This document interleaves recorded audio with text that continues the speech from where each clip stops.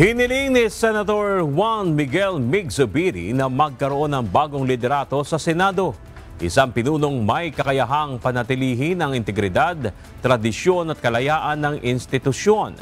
Ito ay sa kabila ng mga ulat na may 13 senador na ang umano'y pumirma upang suportahan ang pananatili ni Senate President Chis Escudero sa pwesto.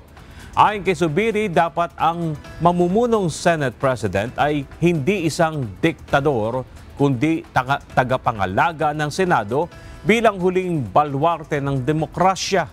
Nilinaw rin niya na ang pagiging independyente ng Senado ay hindi nangangahulugang kailangang lumaban sa Kamara o sa House Speaker.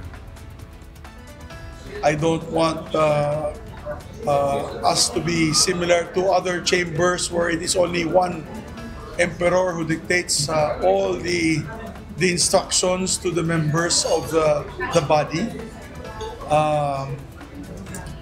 And if you ask me if I'm satisfied with the leadership of the Senate, I'm not satisfied with the leadership of the Senate.